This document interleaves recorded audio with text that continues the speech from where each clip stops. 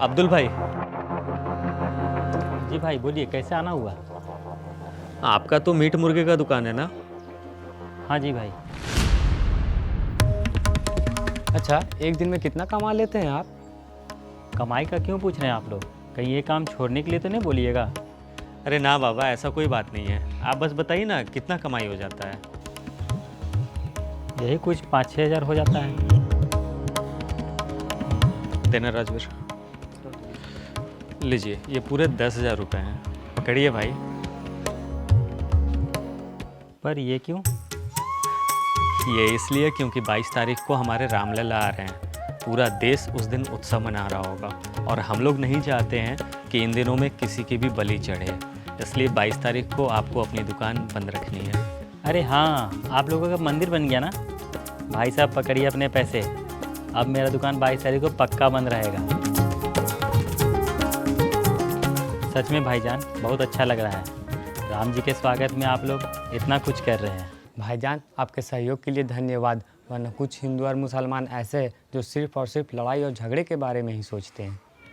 क्या कीजिएगा, कुछ लोग तो सिर्फ लड़ाई झगड़ा ही चाहते हैं। कुछ अच्छा होगा तो देश का सिर्फ माहौल बिगाड़ना जानते हैं। हाँ जी भाई, बिल्कुल ठीक कहा आपने। ऐसे लोगों को अपने देश के अमन चैन एकता से कहीं कोई मतलब नहीं है। उन्हें बस बात का बतंगड़ करना आता है और बवाल करवाना आता है, आपस में फूट डाल करके। देश के लिए अगर कुछ अच्छा हो रहा है तो हम सबका फ़र्ज़ है ना कि हम लोग साथ दें, क्योंकि हमें पता है ऐसा साथ देने से हमारे देश में ही अमन चैन एकता बना रहेगा। हाँ भाई, आप बिल्कुल सही बोल रहे हो। मंदिर मस्जिद की लड़ाई में ना ही कभी किसी को कोई फ़ायदा हुआ है और ना अब कभी होगा, और इस चक्कर में न जाने कितने लोग कुर्बान हो गए हैं आपस में लड़ मर करके।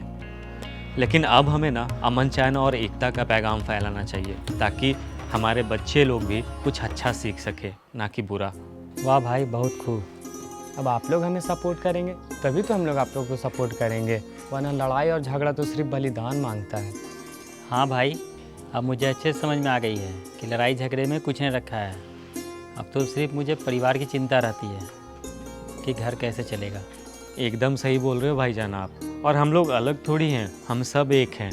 हम लोग इसी देश की मिट्टी से उपजा हुआ अनाज खाते हैं, इसी सूरज से रोशनी लेते हैं, इसी देश की हवा में रहते हैं और इसी देश का पानी भी पीते हैं। और तो और हम सबके खून का रंग भी एक है, लाल।